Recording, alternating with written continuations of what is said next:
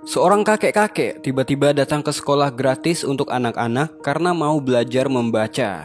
Namun kemauannya itu dapat pertentangan dari pihak sekolah dan juga orang-orang di sekitarnya.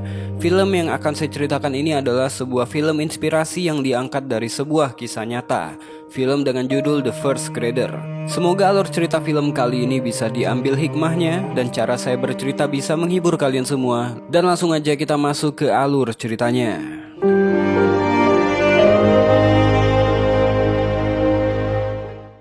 Sebelum kita mulai film ini, diceritakan bahwa di tahun 1953, Kenya dijajah oleh kolonial Inggris. Hal itu menimbulkan pemberontakan oleh pribumi, khususnya dari suku Kikuyu, melakukan perlawanan yang menyebabkan kematian ribuan jiwa dan jutaan orang ditahan di kamp-kamp konsentrasi. Namun perlawanan ini berujung pada kemerdekaan Kenya.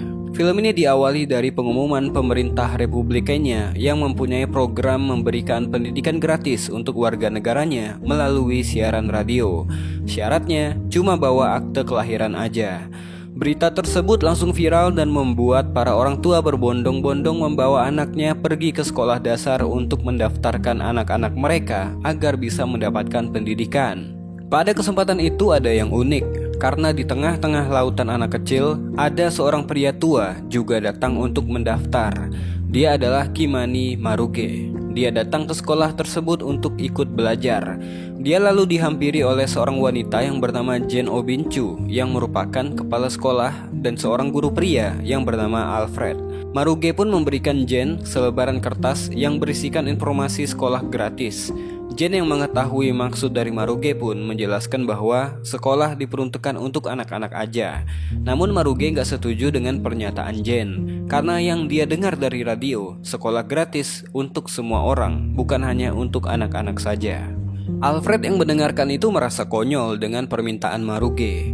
Alfred mengajak Jane kembali bekerja, karena dia merasa akan menyia-nyiakan ratusan orang tua yang mendaftarkan anaknya jika harus meladeni pria yang sudah tua itu. Lagi pula, jika ingin belajar, Maruge harus punya buku dan alat tulis sendiri, kata Alfred. Di keesokan harinya, kegiatan belajar mengajar yang pertama pun dimulai. Di waktu itu, pada saat Jane mengajar, Alfred menghampirinya di kelas dan meminta Jane untuk keluar, bermaksud untuk memberitahu kedatangan Maruge. Alfred pun segera menghampiri Maruge dan seperti biasa, dia meminta Maruge untuk pulang. Maruge gak akan pernah diterima bersekolah karena Maruge gak menggunakan seragam. Alfred menganggap kehidupan Maruge aja udah terlihat sulit. Pasti Maruge gak akan sanggup memenuhi persyaratan karena gak memiliki uang untuk membeli seragam. Pada saat itu Jane menghampiri Maruge dengan rasa yang gak nyaman, sambil bertanya kenapa orang setua Maruge sangat bersemangat untuk sekolah. Maruge memberitahukan bahwa dia ingin belajar membaca. Jane yang mengetahui itu pun ingin sekali membantu Maruge. Namun Jane gak bisa berbuat apa-apa karena siswa yang diajarnya udah terlalu banyak. Ditolak berkali-kali membuat Maruge gak patah semangat. Dia pun bertekad untuk memenuhi persyaratannya itu. Dia kemudian pergi ke suatu tempat untuk membeli pakaian dengan uang hasil dari penjualan ayamnya. Kemudian saat di rumah, dia jahit sendiri untuk dijadikan seragam sekolah dan membersihkan sepatunya agar terlihat layak dan bisa diterima di sekolah itu. Keesokan harinya, Maruge udah siap pergi ke sekolah dengan pakaian lengkap dan alat tulisnya. Namun sesampainya di depan gerbang sekolah, dia pun dihampiri oleh Alfred dan Jane. Jane gak menyangka bahwa Maruge sangat bersungguh-sungguh untuk bersekolah. Jane terkesan dengan usahanya itu dan memutuskan untuk menerima Maruge, walaupun Alfred udah memperingatkan Jane akan timbul masalah untuknya jika menerima Maruge. Namun Jane gak peduli dengan risiko itu karena dia merasa dia adalah kepala sekolahnya. Jane menerima Maruge dengan senang hati karena Jane Obinchu dikenal sebagai orang yang sangat baik dan dia sangat peduli dengan pendidikan. Bahkan di saat dia diminta suaminya yang bernama Charles untuk berhenti, dia pun menolak karena dia merasa negara sangat membutuhkannya untuk mencerdaskan kehidupan bangsa. Pada saat di kelas, Maruge ditertawakan dengan anak-anak di sana karena terlihat aneh orang setua Maruge masih bersekolah di sekolah dasar. Namun Maruge gak merasa malu. Dia sangat percaya diri menyapa anak-anak yang lainnya bahwa dia akan belajar bersama mereka. Pelajaran pertama pun dimulai, namun dikarenakan dia baru pertama kali dalam hidupnya sekolah, Maruge gak bisa memegang pensil dengan benar. Jane yang mengetahui itu pun segera mengajarinya. Dengan pelajaran itu membuat Maruge sangat bahagia karena dia bisa mengikuti pelajarannya dengan baik. Ketika waktu pulang sekolah, saat di perjalanan pulang, Maruge diperhatikan dari kejauhan oleh salah satu orang tua siswa yang bernama Kamau, yang dia ketahui bahwa Maruge juga bersekolah sama dengan anaknya.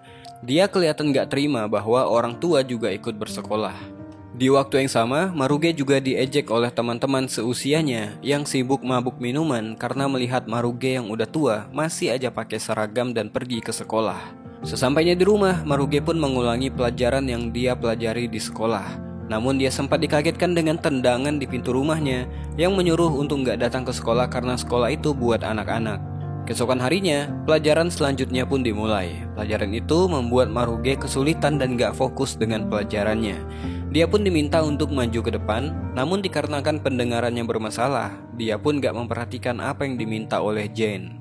Pada hari itu Alfred melakukan pemeriksaan kerapian pada siswa. Ketika tiba giliran Maruge, saat itu didapat bahwa pensilnya tumpul sehingga Alfred meminta Maruge untuk merautnya terlebih dahulu. Ketika sedang mau meraut pensilnya, tiba-tiba aja Maruge ke-trigger dengan masa lalunya.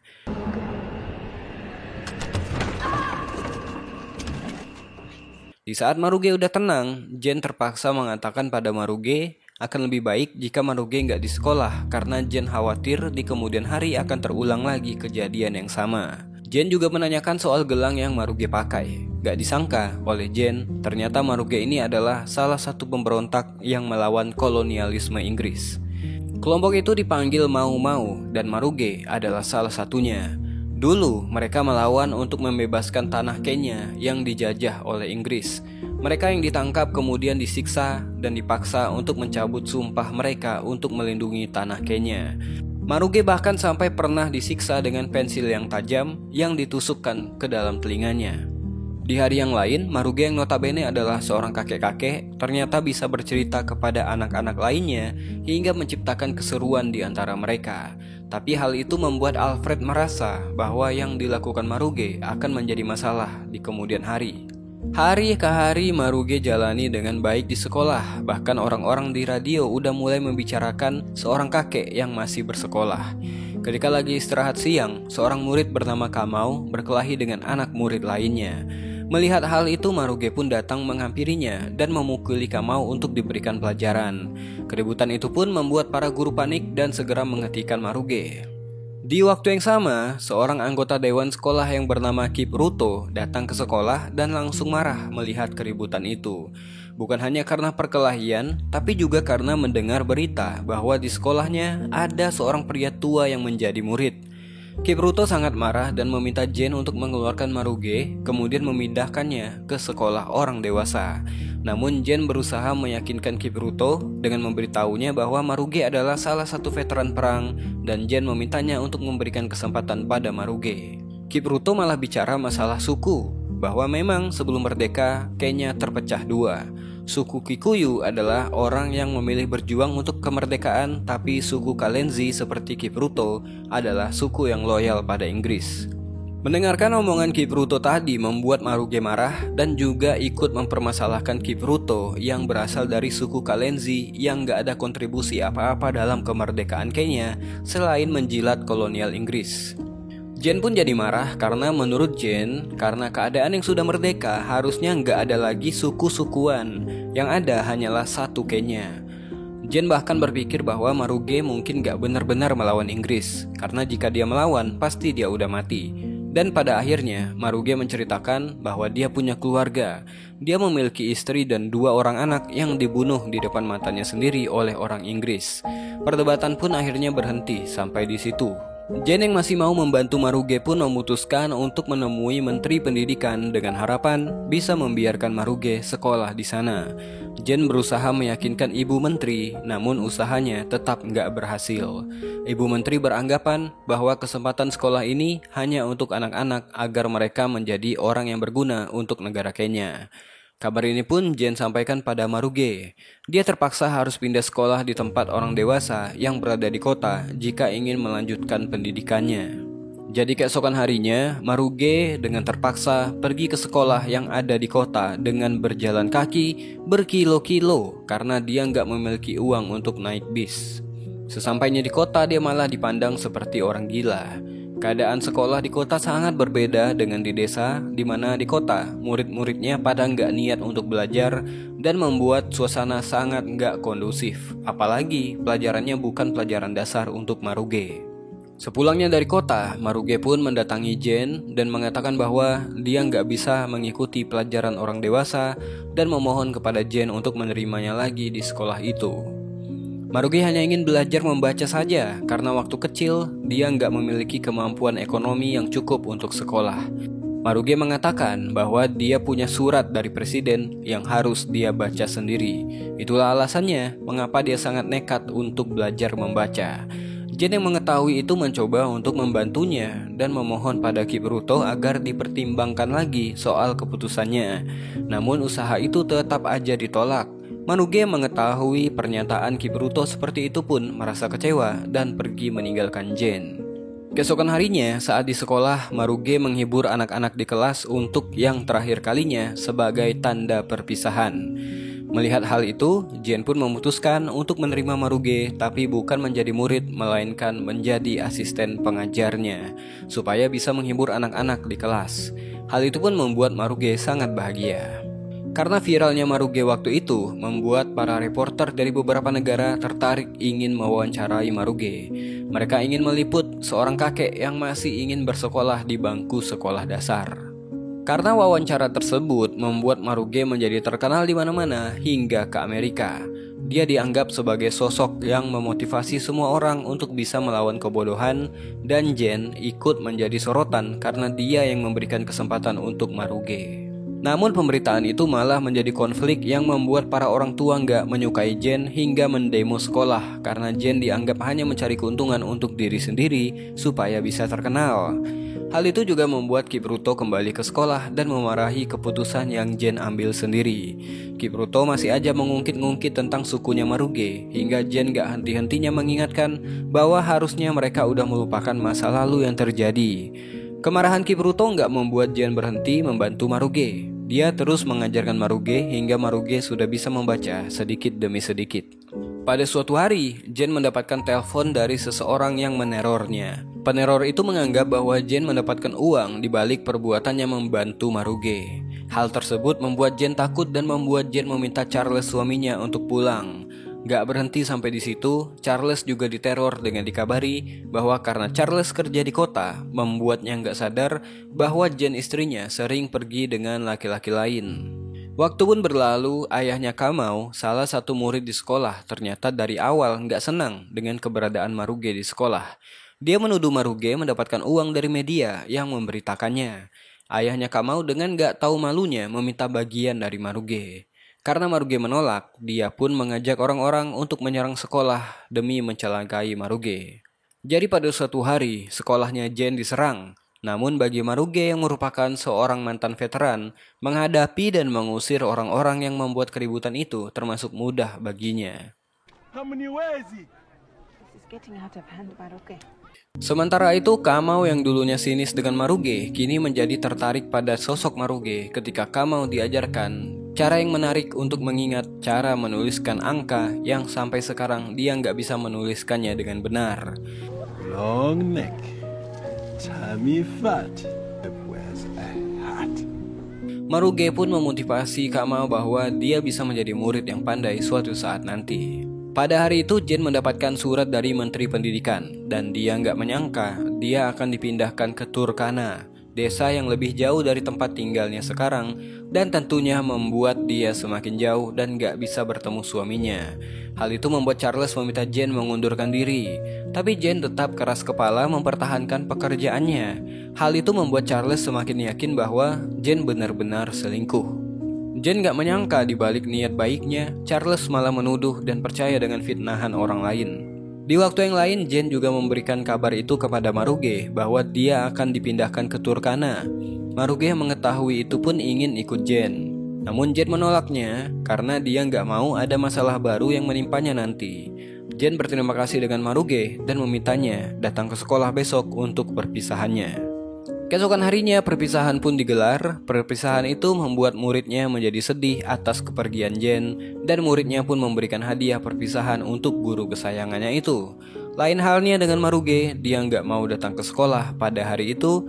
Sebagai gantinya, dia hanya melihat perpisahan itu dari kejauhan.